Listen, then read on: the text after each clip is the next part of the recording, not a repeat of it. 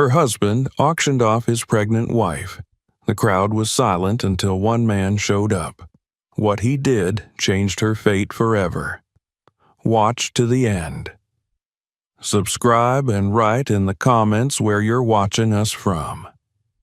The sun hung low over the horizon, pressing its weight onto the scorched earth like a punishment. The southern heat in August was always cruel, but this summer had been particularly merciless. What once had been a proud farming town in the heart of the South now sagged under the weight of poverty, rust, and forgotten promises. The paint peeled from every porch, windows were boarded up, and store signs had long since faded into illegibility. The local clinic had shut down months ago. The post office followed. Now, even the gas station sold more beer and cigarettes than fuel. Hope, like shade, was in short supply. On the edge of this crumbling world, beyond where even the cracked asphalt dared to reach, a flat, empty field had become something else. It bore no signage, no announcements, but everyone who mattered, or thought they did, knew what it was. The yard, they called it in whispers. It was where debts were settled in a language older than law, older than money. Here, flesh bought flesh, and morality was a luxury few could afford. Seth Hayward arrived just before dusk. His truck, once the pride of his family, now rattled like bones in a box, a symbol of all that had rotted since his great-grandfather's day. He stepped out slowly, brushing the dust from his worn jeans, and adjusted his collar. Seth was tall, with sharp features softened by drink and sun. His once blond hair was thinning, and his eyes held the vacant sheen of someone who had spent too many years trying to outrun disappointment. There had been a time when people stood when a Hayward entered the room. Now they barely looked up. In the passenger seat sat Naomi. She didn't move when the truck stopped. Her hands rested gently on her rounded belly, and her gaze was fixed on the horizon. She was 7 months along, maybe more, though the days had blurred together so completely she no longer counted. Her feet were bare, her lips dry. Her once tightly coiled hair hung in limp strands against her neck, matted with sweat. She hadn't spoken in hours, and before that, barely more than a whisper. "Come on," Seth said, tapping the side of the truck with the back of his hand. "Time to settle up." Naomi opened the door without a word and slid out carefully. Her back ached. Everything ached. The ground was hot beneath her feet, and her legs trembled beneath the weight of her body and her silence. A crowd had already begun to gather. They stood in a loose ring, men mostly, with sun-cracked skin and narrow eyes. Some chewed tobacco. Others leaned on canes or folding chairs, arms crossed like judges. They did not speak, but their presence was thunderous. No one needed to announce what this was. They all knew. Seth walked into the center of the ring with the casual gait of a man who believed the rules did not apply to him. He carried a half-empty water bottle and took a long, loud sip before raising it like a toast. "Gentlemen," he drawled, motioning toward Naomi, who stood a few paces behind him, "I present to you a deal like none other. Strong hands, no complaints. Educated, though don't hold that against her.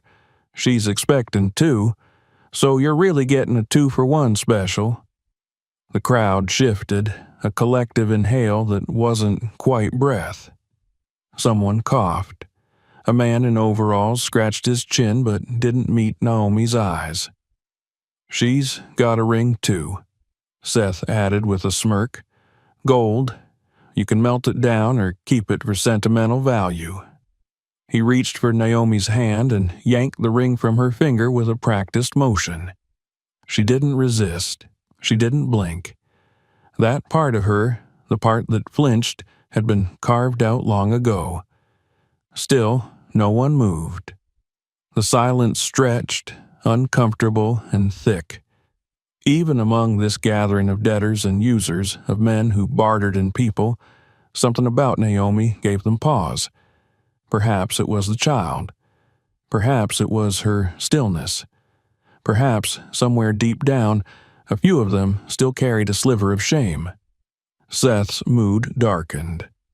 "What, none of you have the guts to handle a little responsibility?" he snapped. "Come on, don't waste my time, it's hot out here." Then, from the outer rim of the circle, a voice answered, low and calm. "I'll take her." The heads turned as one. A man stepped forward from the shadows, his steps slow but deliberate. He wore a faded flannel shirt, the sleeves rolled to the elbows, and a frayed trucker's hat pulled low. His skin was the color of the red clay they stood on, dark and weathered by time. His hair curled at the nape of his neck, streaked with gray. He wasn't tall, but he moved like someone who didn't need to be. He approached without fanfare, pulled a canvas pouch from inside his coat, and dropped it at Seth's feet. It hit the dry earth with a metallic clink. Not paper money, coins, old ones. Seth blinked. "You kidding me? That's all you're offering?" "It's everything I have," the man said, "and it's more than she deserves to stand here one more minute."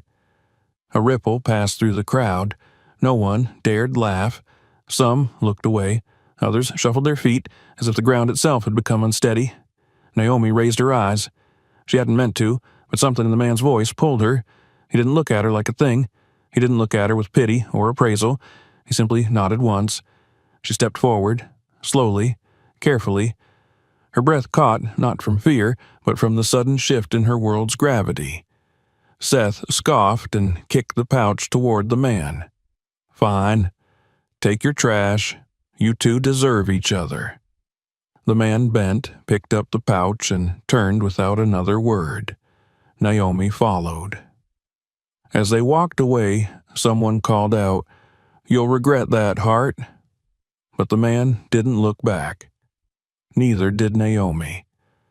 The sun had begun to dip below the tree line by the time they reached the edge of the woods. The man's truck was older than Seth's, but ran smoother. He opened the passenger door and helped Naomi in with a gentleness she didn't expect.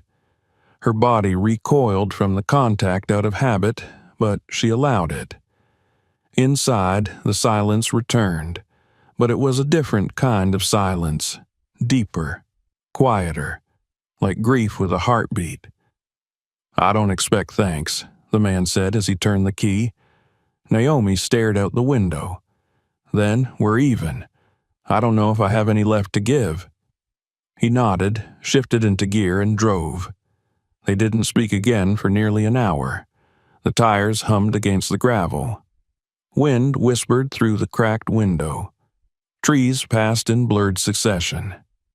Naomi fought sleep, but exhaustion tugged at her like a tide. Eventually, he spoke. "I live up in the hills. It's not much, but there's food, water, a roof. I won't be a burden," Naomi said quickly. "I can work. I've worked all my life." He shook his head. "It's not about earning your keep. You're safe now." She closed her eyes. The baby kicked softly beneath her ribs as if in agreement.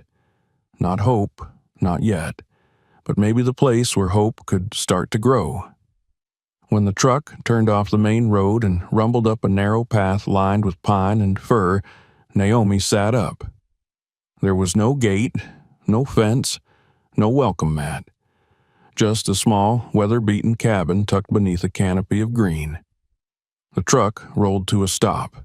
The headlights swept across the front porch. A moment later, the door creaked open. A boy stood in the threshold, barefoot, pale, dressed in a shirt too big for him, hanging to his knees. His hair was dark and tangled, and his eyes, large, brown, and unblinking, watched them with the caution of a child used to silence. "This is Finn," the man said. "My son." Naomi didn't speak.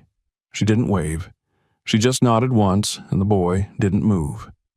Inside, the cabin was dim but clean. A stone hearth sat in one corner, a modest kitchen in the other. 2 chairs, a table, a rocking chair with a handmade quilt.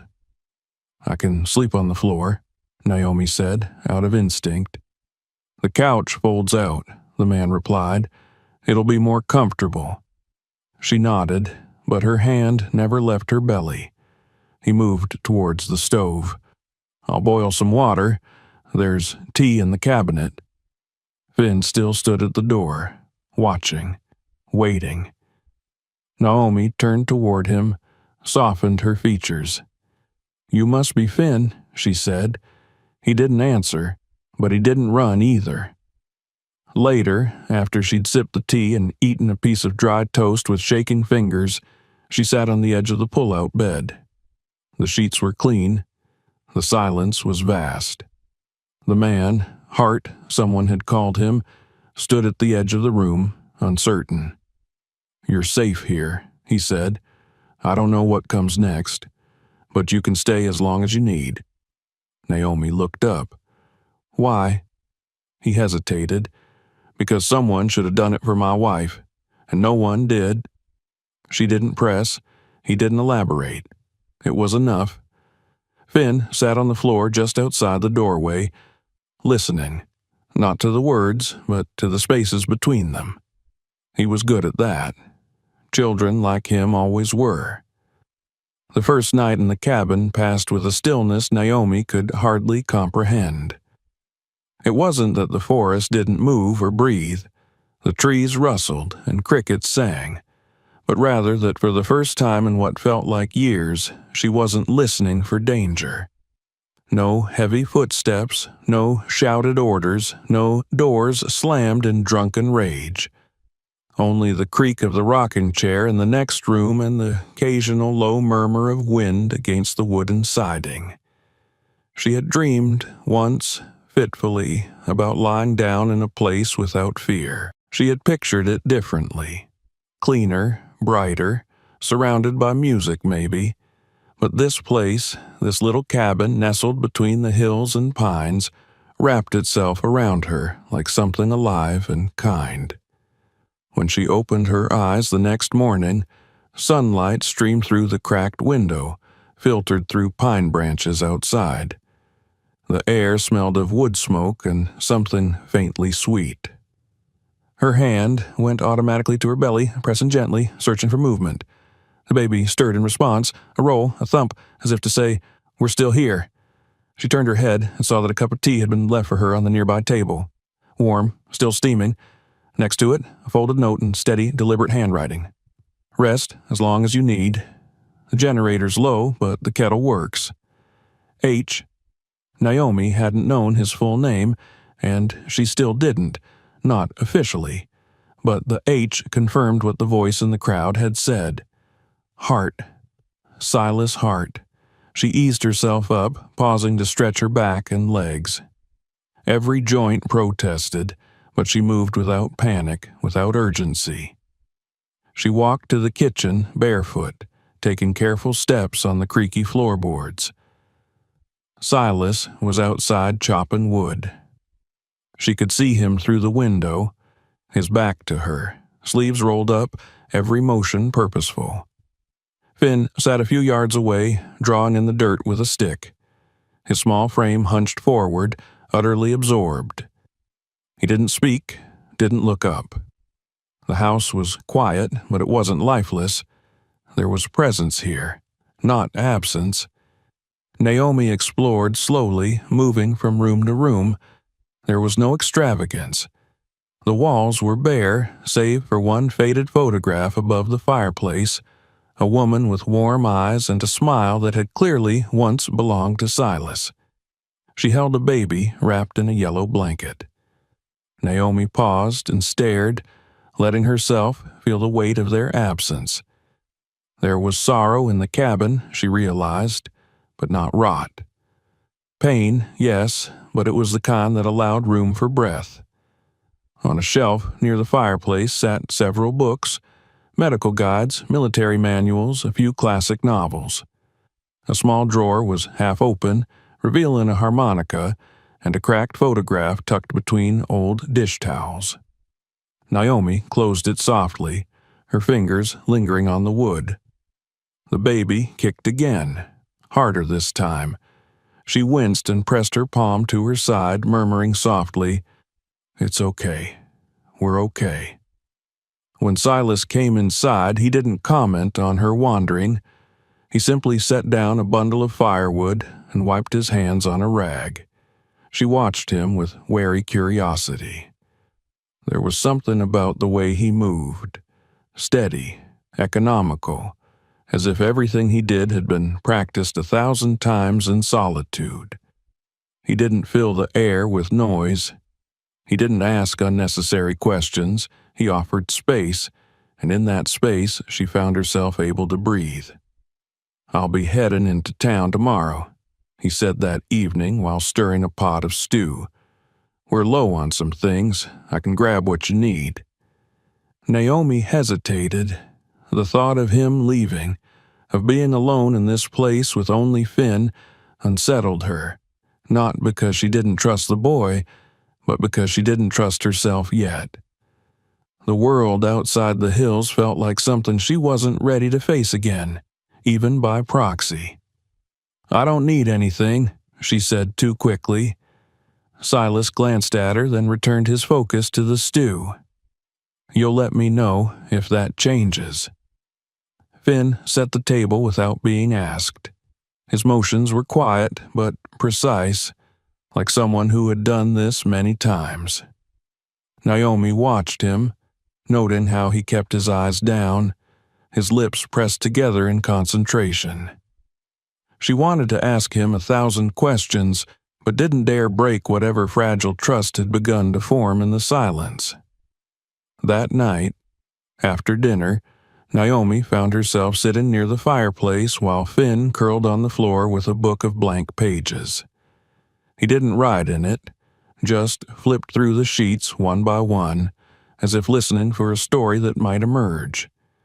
Silas sat nearby, whittling a piece of wood into something abstract and smooth. The fire crackled, casting flickering gold across the room. Naomi broke the silence. "You lost her in childbirth?" Silas didn't look up. He nodded once, the motion barely perceptible. "She was healthy, strong.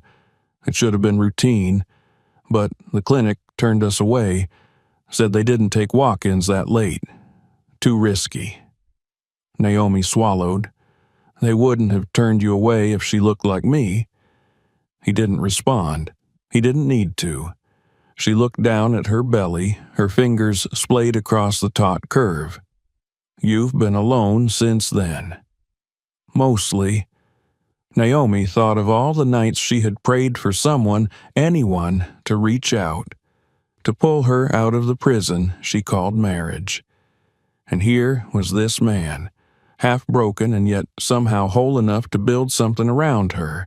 Not a prison, but a haven. The days passed in quiet routine. Silas would rise early to check traps or fix the fence. Naomi would boil tea, mend a torn curtain, or walk the path behind the cabin where wild mint grew in shaded patches. Finn followed her at a distance, always watching, never speaking. Occasionally, he left small drawings on the table, simple sketches of trees, animals, or stars. One morning, Naomi discovered a drawing that made her breath catch. 3 stick figures standing in front of a cabin, one tall, one small, and one with a round belly.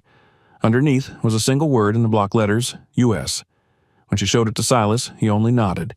"He's opening up."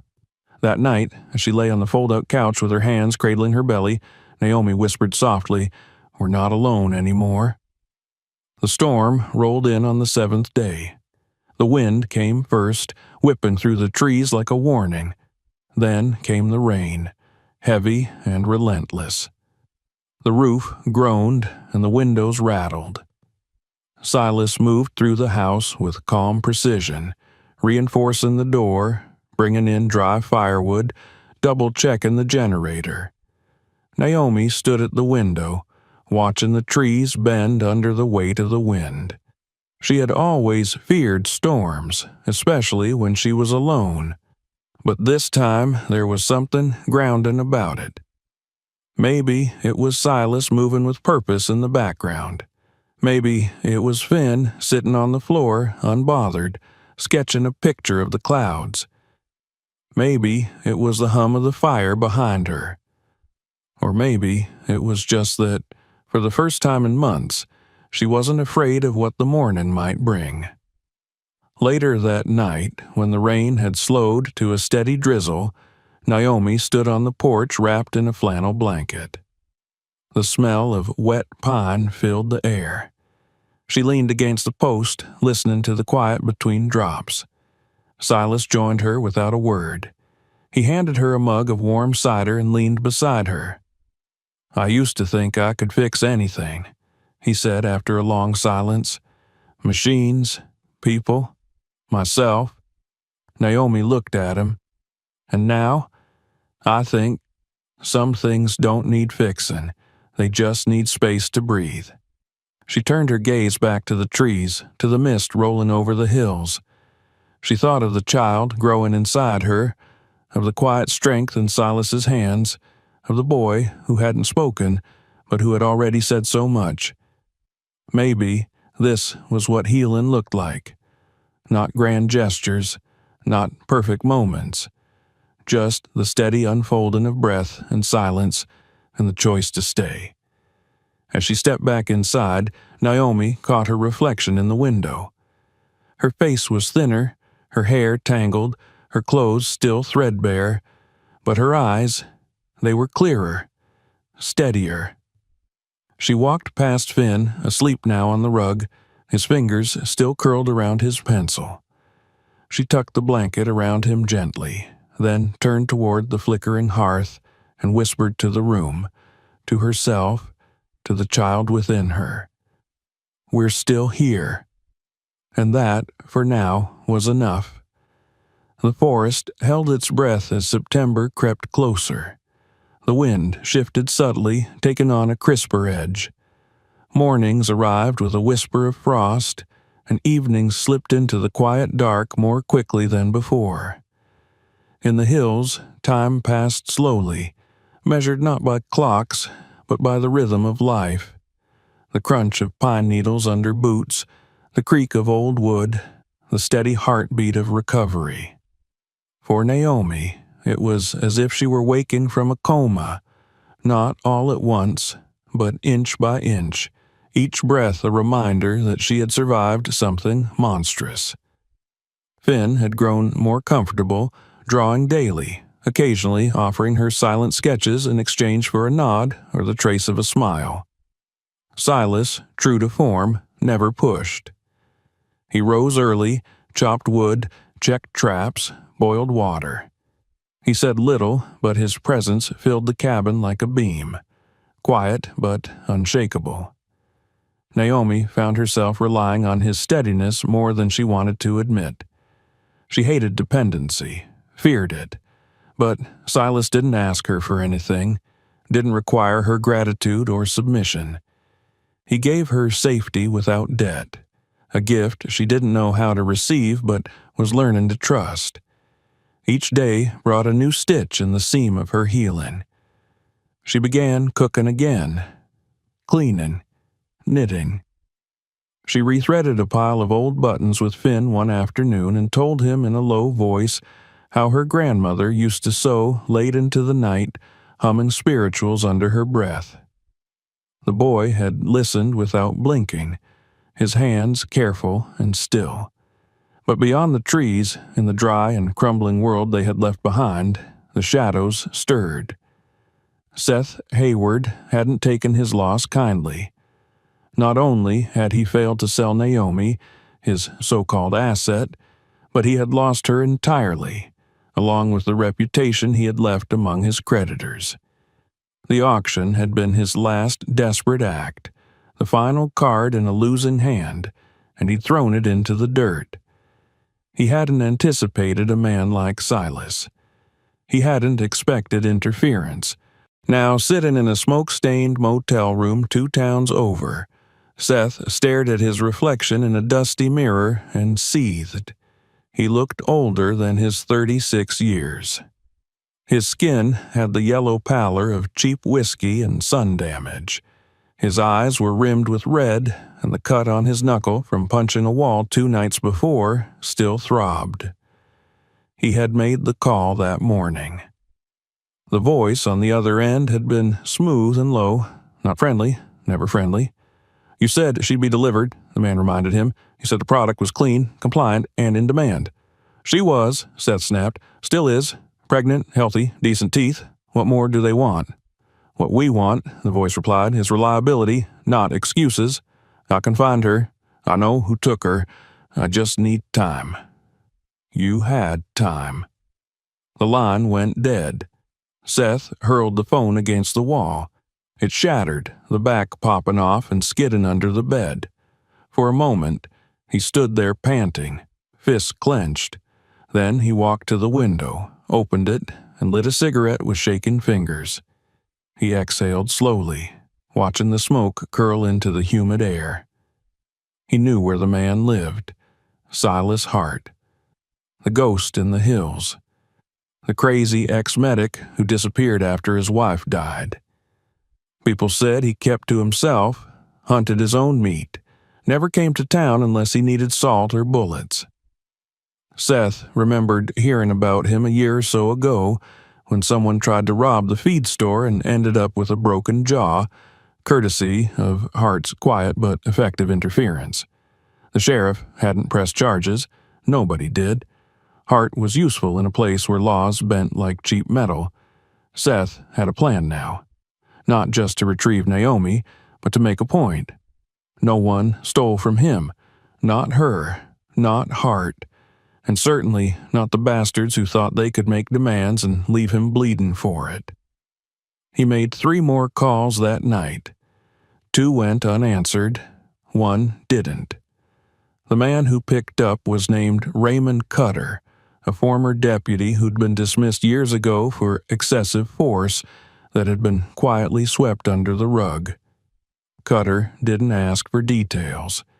He didn't need them.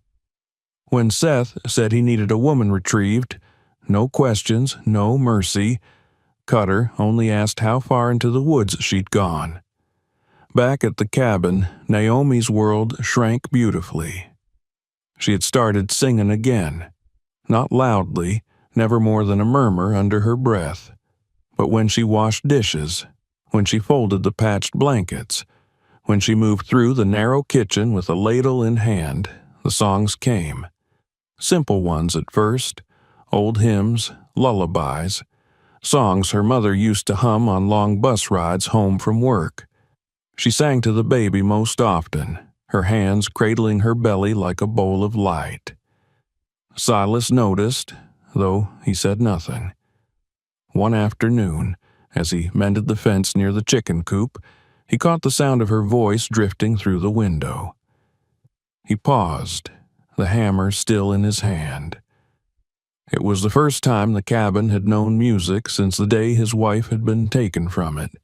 He didn't cry. He didn't smile. He just listened. That evening, Naomi found a small wooden box on the table. Inside was a harmonica, polished clean, and a folded piece of paper with finger exercises copied by hand. She said nothing. But the next night, after dinner, she played the first 3 notes of Wade in the Water. Finn listened without moving, his notebook resting on his lap. Silas closed his eyes and let it wrap around him. The world, it seemed, had stopped spinning just long enough for them to reclaim a breath.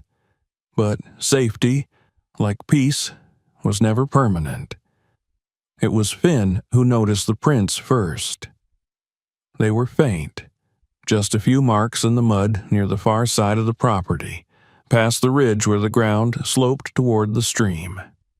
He had gone looking for deer tracks with the little plastic magnifier Naomi had given him, a token from a thrift shop box she'd sorted the day before. He crouched near the prints and blinked. These were not animal, too long, too flat, too heavy. He didn't panic. He went back to the cabin and left a note on the kitchen table. One line, "Someone was here." Silas read it that evening while Naomi napped. He didn't speak. He simply folded the note, walked to the closet, and pulled out a battered lockbox. Inside, 2 radios, a flare, extra rounds for the hunting rifle, and a field map he hadn't touched in years. That night, he didn't sleep. Naomi sensed it. She lay in bed, her hand on her belly, staring at the shadows on the ceiling. The fire burned low in the hearth. She listened for his steps, the faint creak of floorboards as he moved through the cabin. At one point, she rose and found him outside on the porch, sitting in the rocking chair, a shotgun across his lap. He didn't flinch when she approached. "Was someone here?" she asked quietly. He nodded. "Are we in danger?" "Not yet. But soon." Silas didn't reply. Naomi looked out at the dark forest where the wind moved the branches like whispers. "You think it's him?" "I know it is." She closed her eyes. The baby shifted inside her as if restless too. "We'll leave," she said. "No," Silas answered. "We won't." Naomi turned to him, startled. "Why not?" "Because running won't change what's coming, and because you deserve to stand somewhere and say, 'I won't be moved.'" She stood beside him for a long time, neither speaking nor touching. Then, quietly, she said, "He won't stop." "Oh, no." Silas looked at her then, really looked. She had changed in these weeks. Her face was still tired, her frame still weary, but there was something new in her. Not hardness, but strength. Not armor, but fire. "We'll be ready," he said. And in the shadows beneath the trees, something unseen crept closer. The hunt had begun. The clouds began to gather before anyone noticed. A week passed since Finn found the prints by the stream, and with each passing day, the air thickened, heavy with the pressure Naomi could feel in her ribs. It wasn't just the weather, though the signs were there. Bristling wind in the early morning, the sharp scent of ozone on pine, a stillness in the underbrush that made even birds hesitate to sing. No, it was something deeper, older, the kind of anticipation animals must feel before an earthquake, something her body registered before her mind dared give it a name. She kept moving, as she always had. The kitchen remained clean. The laundry was folded with care. The soups she cooked simmered slow and savory, their steam wrapping the cabin in warmth. She hadn't told Silas that her back ached more each night, that the baby had dropped lower. She hadn't told him that sometimes, when she stood too fast, her vision blurred and her legs trembled. She didn't want to burden him, not when he already paced the porch like a sentinel, his eyes constantly sweeping the forest line. Silas had become more watchful since the prints. He doubled the locks on the back door. He strung a bell system along the edge of the property that rang low whenever something crossed the path at night. Naomi heard them once, near midnight, the faint tinkling that stopped her breath mid-dream. Silas had risen without a word, gun in hand, and slipped outside. He returned an hour later, soaked and silent. Nothing was said. Nothing needed to be. She wasn't naive enough to believe whoever was looking for her had given up. If anything, the stillness felt more dangerous, like a wolf circling a pen, waiting for the door to open. The storm officially broke on a Thursday morning, though it had been building for days. Rain fell first in lazy spirals, then all at once, sheets of water slapping against the tin roof like open palms. The wind howled down the hills, bending trees like they were saplings, and the sky turned the color of old pewter. Power flickered, the generator growled, and then, finally, as Naomi stood at the window pressing her hand to her swollen belly, the world outside went dark. "We'll lose the line if this keeps up," Silas said, coming in from the barn with wet boots and a branch-scraped cheek. "Maybe for days." "We'll be fine," Naomi answered, but her voice was thin. She had been trying to ignore the signals for 2 nights now. The baby shifted constantly. Her breath caught more than once as sharp cramps gripped her lower spine. She hadn't said anything, didn't want to cause alarm, didn't want to make the fear in Silas's eyes deepen, but she knew. She had seen women go early. She had seen labors start with barely a whisper of pain, only to erupt into something primal and fast. And now, with the roads washed out and the forest turned to mud, she understood that if it started, it would end here. Finn didn't seem to notice the tension. He had taken to drawing storm clouds that week, long streaks of charcoal across the notebook Silas had given him, tiny cabins nestled under furious skies. Naomi smiled when he left one on her pillow. A picture of 3 figures sitting by a fire while the wind howled outside. At the bottom, in his careful, deliberate handwriting, he had written, "We don't move." The wind knocked a shutter loose just after noon. Silas cursed softly under his breath and went out to fasten it, tying it tight with old twine and rusted hooks. Naomi watched him through the rain-streaked window, his figure blurred and hunched against the weather. He had lost weight since she arrived, or maybe he'd always looked that way, stooped not by age but by solitude. By evening, the rain turned to sleet. The trees cracked in the distance. Naomi stirred a pot of stew, her hands moving automatically, but her mind far from the task. Her feet were swelling, her back was screaming, and the cramps were closer now. She told herself she could wait. Just one more day. Let the storm pass. Let the road dry. Let the universe give her time. But the body didn't bargain. That night, the first real contraction bent her in half over the kitchen table.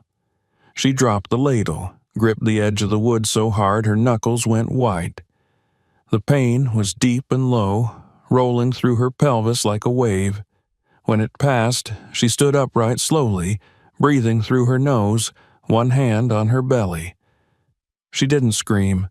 She didn't panic. She just moved, quietly, into the bedroom and lay down, telling herself it might not be what she thought.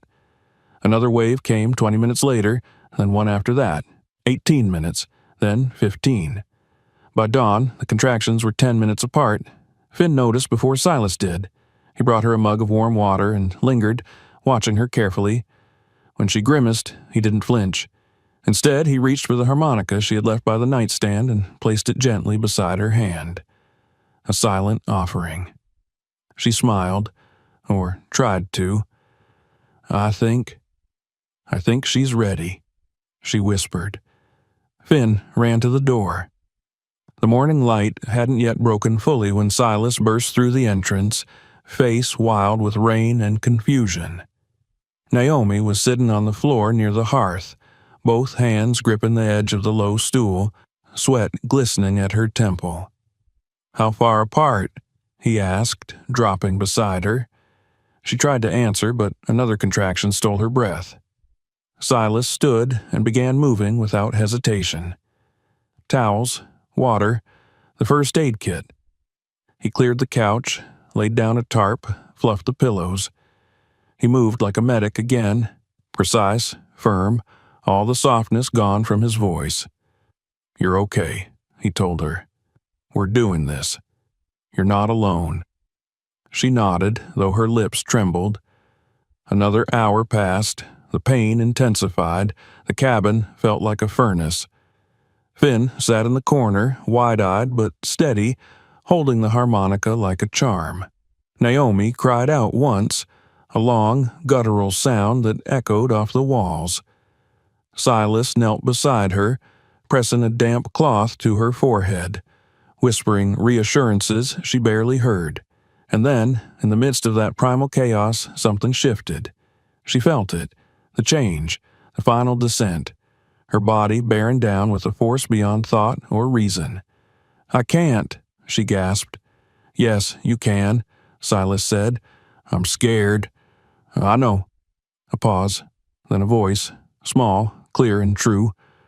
"I'm here." They both turned. Finn was kneeling beside her now, his hand on hers. He had spoken. After all this time, the silence was broken. Naomi wept, not from pain, from something deeper, something old and sacred. And just like that, with Finn holding one hand and Silas catching her cries in the other, the baby arrived. At 2:11 a.m., beneath a roof battered by wind and a sky lit with firelight, Grace Hart was born. She came out strong, full-lunged, furious, a tiny, perfect creature wailing her truth into the storm. Naomi held her against her chest, sobbing into the wet crown of dark curls. "I've got you," she whispered. "I've got you now." Silas sat back on his heels, shaking with breath he hadn't known he'd held. For the first time since his wife had died, the house felt alive again. And as the storm raged outside, a family huddled together on the floor, not broken, but born again. Not rescued, but risen. Not afraid anymore. They stayed that way until the first light returned, painting the windows in silver and gold. And through the chaos, one truth remained. She had made it. They all had. And the storm, no matter how fierce, had not taken her. The storm that had roared like a beast for 2 days passed without ceremony, retreating into a gray morning as if ashamed of its own fury. When the sun finally broke through the low-hanging clouds, it did so tentatively, brushing the tops of the pine trees in streaks of dull gold. The world outside the cabin looked softened, washed clean by wind and rain, but the ground still bore deep grooves of water where mud had swallowed paths whole. The stream behind the house had swelled over its banks, and branches littered the clearing like broken bones. Silence hovered in the aftermath, not the comforting kind they had come to know, but something weightier, like a breath held too long. Inside, the fire burned low. Naomi sat upright in bed, a blanket draped around her shoulders, her newborn daughter tucked against her chest. Grace slept easily, her small mouth moving in the rhythms of dream, the downy crown of her head resting just under Naomi's chin. The room smelled of smoke, sweat, and lavender soap. There was blood in the linens, but not enough to worry. Life clung to every fiber of that space, and for the first time in years, Naomi let herself believe she was no longer surviving, but living. Silas sat near the hearth, sharpening his pocket knife without looking up. Finn lay on the floor, wrapped in a quilt, drawing something in his notebook. He hadn't spoken since the night of Grace's birth, but Naomi didn't mind. The words he had given her were still etched into her bones like scripture. They had not slept much. The adrenaline of birth lingered in all of them, a strange electricity that refused to ebb even with dawn. Naomi's limbs were heavy, her body aching in deep and unfamiliar ways, but she couldn't sleep. She couldn't stop watching Grace breathe. Silas glanced up, his eyes catching Naomi's. "She's strong," he said softly, nodding toward the baby. Naomi smiled faintly. She fought her way into the world, just like I did. There was pride in her voice, but also something else, an awareness, a weight. She knew, as Silas did, that the fight was not over. The storm had passed, but it had not carried their enemies away. By midday, the clouds had thinned enough for Silas to walk the perimeter. He carried his rifle, checking the bell lines and the soft patches of earth where footprints might remain. Everything looked undisturbed. No new signs, no snapped twigs, no displaced stones. But that only unsettled him more. The storm could have erased tracks, or the men could be smarter than he'd thought. When he returned, he found Naomi asleep with Grace in her arms and Finn sitting nearby, reading aloud in a low murmur from a picture book he'd once refused to touch. Silas listened from the hallway, the sound of the boy's voice sinking deep into the walls. He hadn't realized how much he missed it. It didn't matter what Finn was reading. It could have been a grocery list or a hymn. The words mattered less than the simple fact of them. Later that evening, Naomi sat in the rocking chair on the porch, Grace swaddled in her arms, her tiny fingers curled around the hem of Naomi's shirt. The air was cool, the forest hushed, as if the storm had placed a hand over every mouth in the woods. Silas brought her tea and stood beside her, his hand resting lightly on the post, his gaze turned toward the trees. "I've been thinking," she said quietly, "about names." Silas looked at her, his expression softening. "You already gave her one." "I meant you." He blinked. "I didn't ask your permission when I gave her your last name," Naomi said. "I didn't know if it was right." He was silent for a long moment. Then he said, "It was." Naomi turned to him. "You've given her more than a name." He shook his head as if to deny it, but didn't argue. That night, as they prepared for sleep, Naomi noticed Silas checking the doors more than once. He moved slowly, deliberately, his eyes scanning the shadows, listening for something she couldn't hear. When she asked him if everything was all right, he gave her the same answer he always had. For now. She didn't press. It happened just after dusk the following day. The knock was not loud, but it was unmistakable. 3 short raps, precise, deliberate, unafraid. Naomi froze. She was in the kitchen, rocking Grace in her arms, a pot of beans simmering on the stove. The baby stirred, but did not cry. Naomi's heart leapt into her throat. Her arms went rigid. Finn looked up from his drawing. His pencil stilled.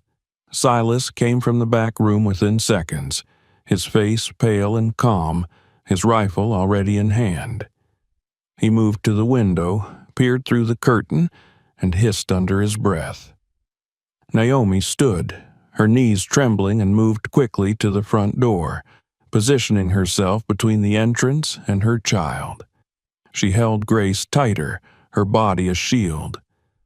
Silas opened the door halfway and stepped outside, closing it firmly behind him. Naomi crept to the side window and peered out through the seam in the curtain. Seth Hayward stood on the porch, his boots caked in dried mud, his coat too clean for someone who'd weathered a storm. His hair was slicked back, but his face was unshaven, his eyes hollow.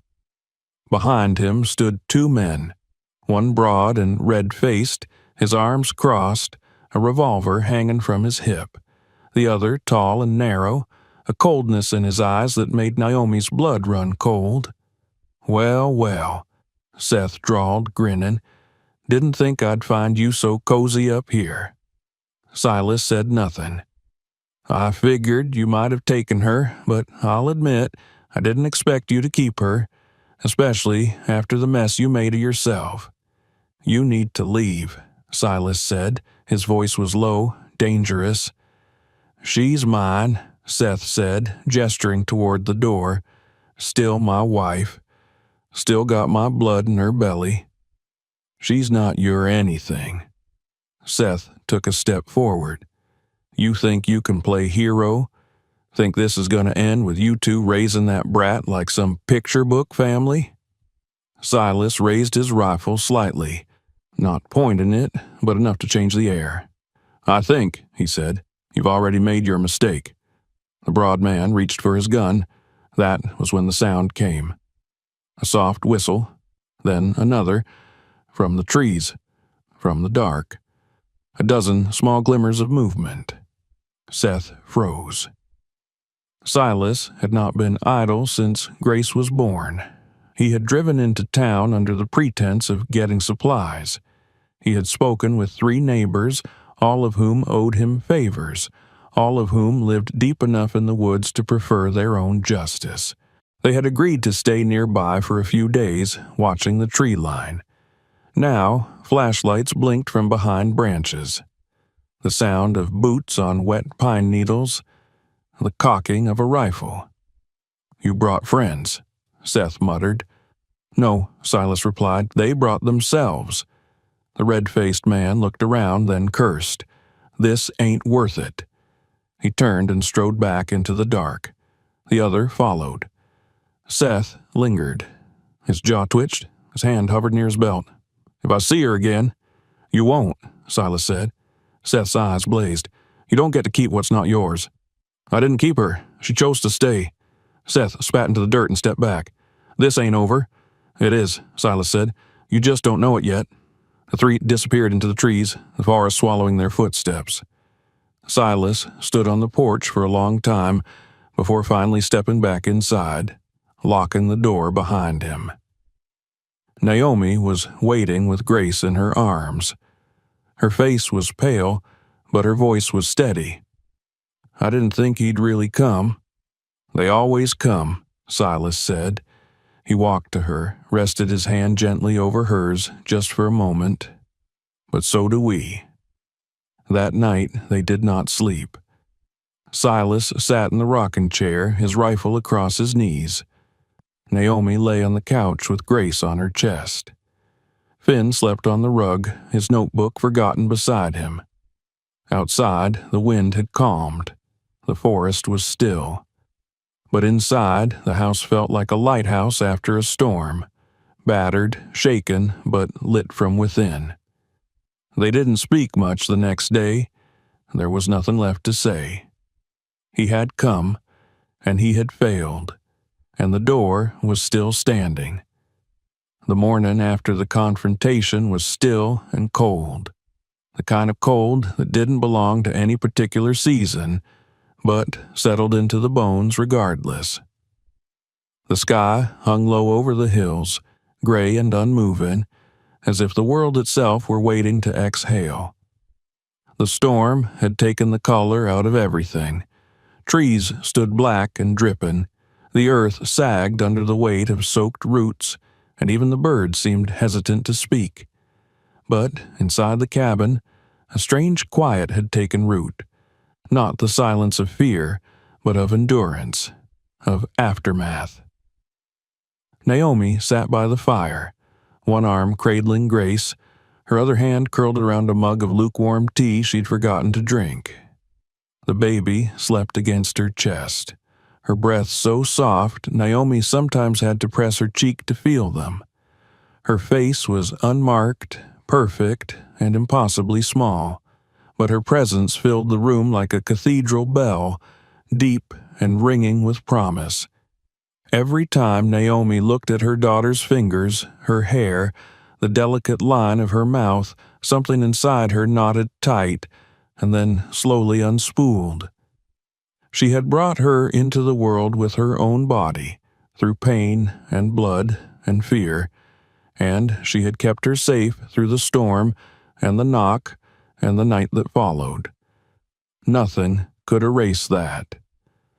Silas moved through the cabin with a strange slowness, checking latches, refolding towels, adjusting things that didn't need adjusting. He spoke little.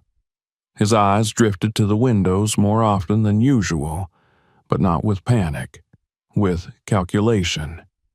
He was waiting, not for another knock, but for the aftershock, the ripple that always followed when someone like Seth retreated.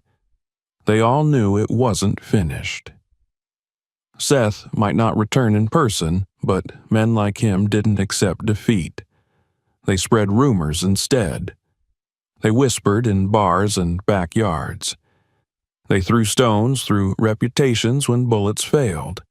And Silas knew, with the clarity of a man who had seen 100 kinds of loss, that the next move would not come in the dark, but in the daylight. in plain sight. It didn't take long. 2 days later, a truck pulled into town and stopped at the corner diner where the cell service was strongest. A woman stepped out, black jeans, a travel bag, and a leather notebook clutched under one arm. She was tall, light brown-skinned, with long locks twisted back from her face and sharp eyes that missed nothing. She didn't order food, didn't ask questions right away. She just sat near the window with a cup of black coffee and watched. Her name was Lara Gonzalez, an independent journalist working a story she had no idea she was about to finish. She had been following a trail for months, one that led through pawn shops and rest stops, through erased police reports and redacted court transcripts, through missing girls and silenced mothers. It was a story most people didn't want told, and more than one source had vanished after speaking to her. But Lara was not the kind of woman who stopped chasing the truth just because it got hard to look at. The tip had come from a retired ER nurse in Monroe County, a woman who once trained Naomi Hayes before she was pushed out of the hospital system. She hadn't seen her since, but 2 weeks ago she'd received a letter without a return address, a baby's footprint in ink on a folded napkin. Just that. And a line, "She made it." Lara knew how to follow faint trails. She was good at stepping softly through places that didn't welcome her. She wasn't afraid of the hills. The first thing she did was visit the general store. She bought canned peaches and gauze pads, the kind of things a mother might need. She smiled politely, said she was just passing through. Then she mentioned offhand that she was looking for someone who'd had a baby recently. The woman behind the counter didn't blink. "Don't get many of those up here." "Maybe someone off-grid?" Lara pressed. "A midwife, maybe?" Still nothing. She left a card. That evening, a neighbor from 2 ridges over, a woman named Bernice who made elderberry syrup and trusted no one, called Silas from a landline she hadn't used in 5 years. Her voice crackled with urgency. "Someone's sniffing," she said, "asking about a birth, about your girl." Silas thanked her and hung up. Naomi watched his face change as he relayed the call. She didn't panic. She just shifted Grace higher on her shoulder and asked, "What do we do?" He looked at her a long time, then said, "We tell the truth on our terms." The next morning, Silas went into town. He left before dawn, driving the back road with Grace's empty formula tin filled with flash drives and a copy of the security footage from the night of the auction. He drove without music, without pause. When he reached the diner, Lara was still there.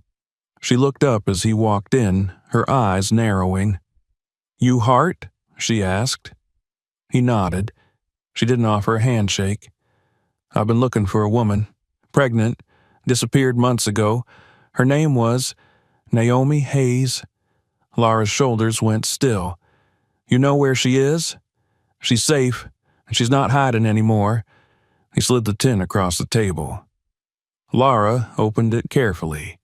Inside were digital records, a voice memo Naomi had recorded 2 days after arriving in the cabin, and a short handwritten letter. "I'm not the first woman this happened to, but I'll fight to be the last." Lara read it twice, then looked up. "I want to meet her." "You will," Silas said, "but first you'll listen." They sat for 2 hours. Silas told her everything. About the auction, about Seth, about the men who bought and sold women as easily as cattle. About the way silence was built into the bones of places like this, quiet not from peace, but from fear. Lara recorded every word.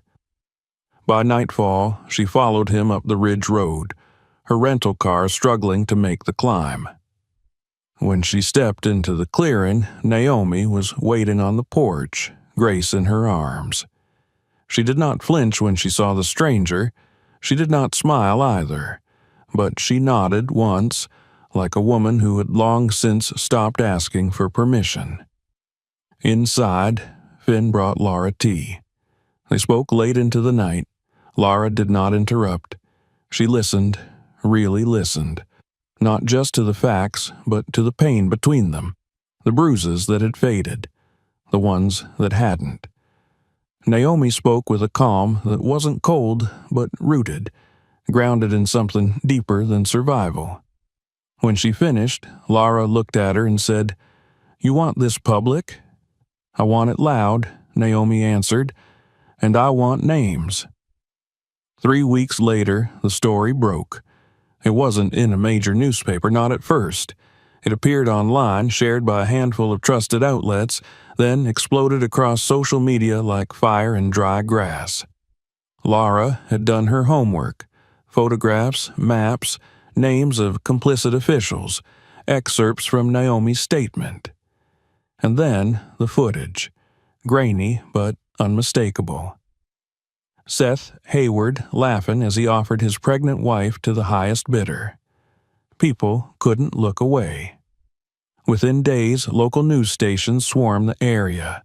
Law enforcement, under public pressure, opened an official investigation. 3 arrests followed, then 5, then 9. A judge was suspended. A sheriff resigned. Seth Hayward was found 2 counties over, hiding under a false name. He didn't resist. The footage had been enough. The moment the handcuffs clicked shut, Naomi exhaled something she hadn't realized she'd been holding since the day she married him. She was free. Really, truly free. Not just in body, but in name. In law.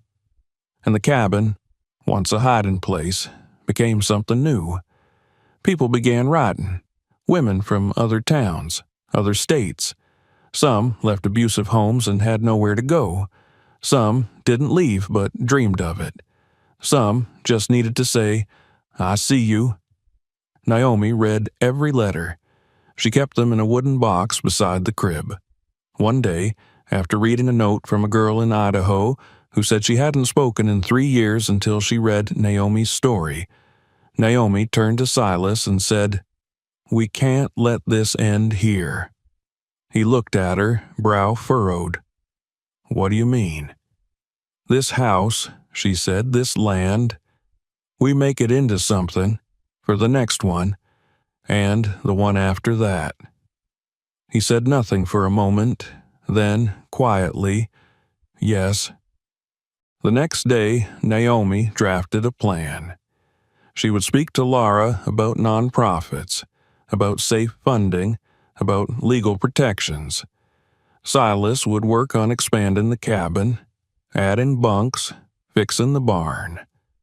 Finn, when asked what he wanted to do, simply pointed to the spot where the first girl would sleep. They planted a tree there. Grace watched from her blanket, her tiny hand waving in the sun. And far off, in a world that had once tried to sell her mother, the truth rang louder than chains. Not just survival. Legacy. Spring came late to the hills that year, as if the land itself needed extra time to decide whether it was safe to bloom. Snow lingered longer than usual beneath the pine shadows, and frost still crept onto windows at dawn. But the sun, stubborn as always, inched higher each day, tugging warmth out of the soil until the ice reluctantly surrendered. Shoots of green threaded their way through the brown underbrush, and wild violets began dotting the slope behind the cabin. When Naomi stepped onto the porch one morning with Grace bundled to her chest, she caught the faint scent of something new in the air. Life, freshly turned. Life not borrowed or stolen or hidden, but growing unapologetically. They had expanded the cabin slowly, plank by plank, board by board, with hands both experienced and untrained. Silas built the first bunk room himself, hauling salvaged wood from an abandoned barn 2 valleys over. Finn helped him every afternoon, hammering nails with a concentration that turned his tongue inward and furrowed his brow like a man twice his age. Naomi worked where she could, sanding corners, washing blankets, sewing curtains from scraps neighbors had brought in donations. The rhythm of their labor was quiet but constant, like breath. No one waited for permission to begin. No one asked what the cabin would become. They already knew. The first woman arrived in May. She came alone, carrying a bruised backpack and a child on her hip. Her eyes were rimmed red, her coat too thin, her boots several sizes too big. She didn't speak when Silas opened the door, only nodded once, as if to say, "Yes, I'm here." Naomi met her at the porch, took the baby into her arms without question, and led them both inside. She didn't ask what the woman's name was. That would come later, if and when the woman chose to give it. All that mattered then was that she had arrived. Her name, when it came, was Tasha. Her baby was named Eden. She had left a trailer in the next state after her boyfriend pushed her down the stairs during an argument. No police, no hospital, just a gas station clerk who watched her crying in the restroom and scribbled an address on a receipt. "They help women," he said, "real quiet. Don't need no cops." She walked 3 nights and slept under a bridge the 4th, but she found the cabin. By the time the second woman arrived, a girl barely 17, silent and hungry and pregnant, they had finished the second bunk room. The girl was given the name Mia, though Naomi suspected it wasn't hers. That didn't matter either. She slept for 2 days straight and woke up asking for oatmeal and a toothbrush. The third woman came with a bruised rib and no ID. The fourth came with nothing at all, just a note pinned to her coat that read, "She won't say much, but she's good with animals." Naomi's days filled fast. She taught simple first aid, showed the women how to change diapers, how to boil baby bottles, how to replace the lock on a door. Some of them had never known how. Some had known once but had forgotten after years of being told they were too dumb, too slow, too useless. Naomi reminded them of what they had once believed about themselves. She taught them to name what had happened, not as shame, but as a fact. She told them the truth that had saved her. You are not what was done to you. At night, the women sometimes cried, not always loudly. Often, it was just a sniffle behind a wall or a choked breath under a blanket. Naomi didn't rush to them. She let them come to her. Most did, eventually, in their own time, usually with questions wrapped in fear. What if he finds me? What if I can't do this? What if I'm broken? Naomi answered the same way each time. You're here. And that was enough. Silas built a garden. He had once said he'd never plant anything again, not after his wife's rose bushes withered in the frost of her absence, but something changed in him after Grace's birth. He started small, carrots, then green beans, then tomatoes that clung stubbornly to the wire cages he hammered into the soil. The women helped him between chores. Some didn't know the first thing about dirt. Others had grown up with gardens before life took them elsewhere. They tilled together in silence, sweat dripping down their necks, fingers black with earth. It was the kind of healing no one wrote about. But it worked. Finn had become something different, too. Not just a boy, not just a child in the corner. He moved among the women with quiet gravity, offering help when asked, silence when needed. He spoke more often now, not in long sentences, but in simple truths. The shower knob turns the wrong way. There's a deer at the tree line. You're safe here. He drew pictures for the children who came. Superheroes, animals, imaginary creatures with wings and horns and capes, and left them folded under pillows. The cabin filled slowly. They never took more than they could house. Naomi and Silas made that decision early. Better to save a few well than to crowd the space and risk harm. Each woman who came was given a bed, a warm meal, a new name if she wanted one, and a box of things she could keep even if she left the next day. A toothbrush, a bar of soap, a pair of socks, a small journal, and a card that simply read, "You are not alone." They called it the Haven, not officially. There were no signs, no paperwork, no non-profit registration, but the women used the name among themselves, and it stuck. One of them painted it in white letters across a piece of driftwood and nailed it above the door. It was their promise to each other. No judgment, no shame, no turning away. People in the valley knew something was happening in the hills. Not everyone liked it. There were rumors, of course, that Silas Hart had opened a commune, that he was hiding fugitives, that the women were part of some cult, but the sheriff, new, younger, quieter, never bothered them. He had a sister once who disappeared and was never found. He didn't ask questions he didn't want answered. He stopped by once with a bag of diapers and said he was just passing through. That was enough. The letters came steadily after the article. Some addressed to Naomi by name, others just marked, "For the woman in the cabin." Many were from women who had no means to travel, but who shared their stories anyway. Naomi read them all. She answered most of them, even if only with a postcard. "I see you. Stay strong.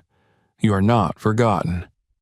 The mailbox they nailed to the gatepost soon overflowed, and Silas built a bigger one. One night in early summer, a storm rolled in across the ridge, heavy with heat and thunder. Naomi sat on the porch with Grace asleep in her arms and Tasha rocking gently beside her, Eden curled at her feet. The air smelled of rain and rosemary. Finn sat on the steps, sketching by flashlight, his notebook tilted sideways to catch the breeze. Silas leaned against the post, sipping coffee that had long since gone cold. "I never thought I'd live like this," Tasha said suddenly, her voice almost lost to the wind. "I never thought I'd live." Naomi didn't answer right away. She watched the clouds rumble and break open above the trees. Then she said, "I didn't think I'd be someone who could offer this, but you are." "No," Naomi whispered, "we are." The thunder cracked then, low and deep, like the earth agreeing. By morning, the ground was soaked and the sky cleared. The babies woke early, their cries joining the sound of pans clanging in the kitchen. Someone laughed, Mia, maybe, and music played faintly from the old radio Silas had repaired. The cabin smelled of biscuits and fresh sheets. Naomi stood at the stove with Grace strapped to her chest and flipped eggs for 6 women who once thought they might never eat at a table again. She didn't think of herself as a leader. She didn't want to be one.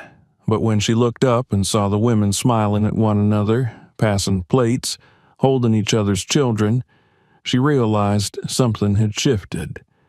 She was no longer just someone who survived. She was someone who made space for survival to turn into something more. Love, safety, continuity, legacy.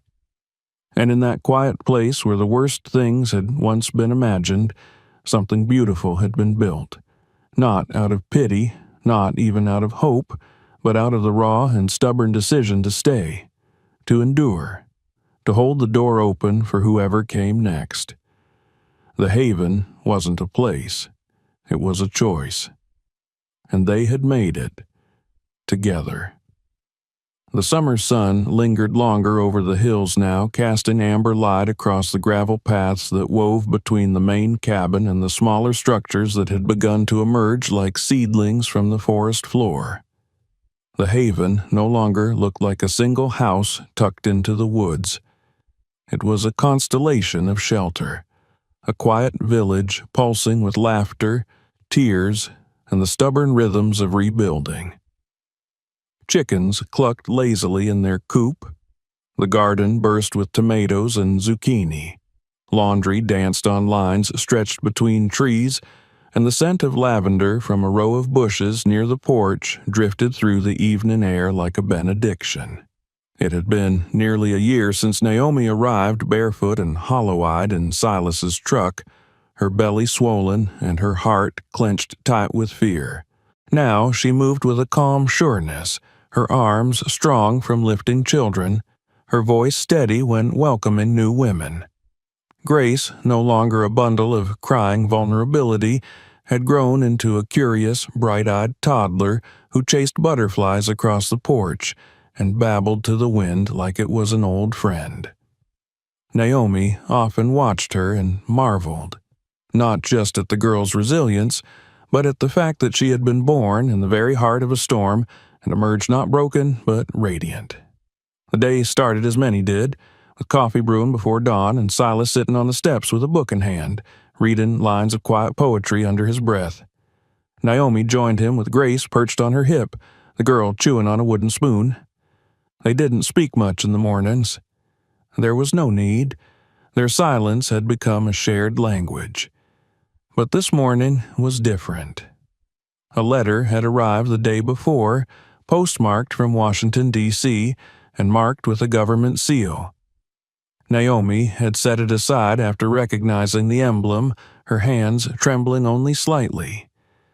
She hadn't told Silas, not yet, not until she'd read it alone. It was from the office of the state attorney general. They were launching an investigation. The story that Lara had published nearly 4 months prior had not just sparked attention, it had ignited action. Women across the country, emboldened by Naomi's testimony and the images of the auction footage, had come forward. Some shared stories too similar to be coincidence. Others brought names, locations, evidence.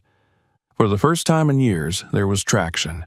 Arrests, hearings, and now subpoenas. But the letter wasn't only informational. It was an invitation.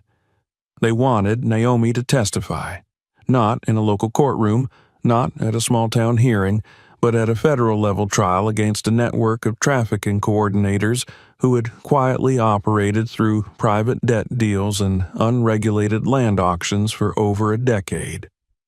Naomi's case, the footage of Seth, the documentation Lara had compiled, and the Haven's quiet reputation had become central. They needed her voice. She sat with the letter for a long time that night after Grace had fallen asleep, the words swimming under her gaze. Silas didn't ask questions. He simply brought her tea and sat nearby, waiting. When she finally spoke, her voice was faint. "They want me to go." He looked at her steady. "Do you want to?" "I don't know." Silas didn't push. Now, on the steps, as the sun crept over the trees, Naomi pulled the letter from her pocket and handed it to him. He read it carefully, his jaw tightening only once. When he finished, he folded the paper and handed it back. "You don't have to be the face of anything," he said. "You've done enough." "But what if my name is the only one they'll listen to?" she asked quietly. "What if I'm the one that makes them believe?" He didn't answer, not with words. Instead, he reached out and brushed a curl from her cheek, his touch feather light. She leaned into it, not like a woman seeking approval, but like one reaffirming her own strength. They decided together. 2 weeks later, Naomi stood on a marble staircase inside a government building, her hands gripping the rail, her knees weak but unshaking. She wore a dress Finn had picked, a simple navy blue cotton piece with a pin Grace had given her tucked near the collar, a tiny enamel heart chipped at the edge. Silas stood behind her in a pressed shirt and jacket, his hands buried in his pockets. He hadn't shaved. She'd asked him not to. She needed to see the man who pulled her out of hell as he had been that day, weathered, honest, unflinching. When her name was called, she stepped into the chamber with the same steadiness she had learned from a year of walking unfamiliar paths.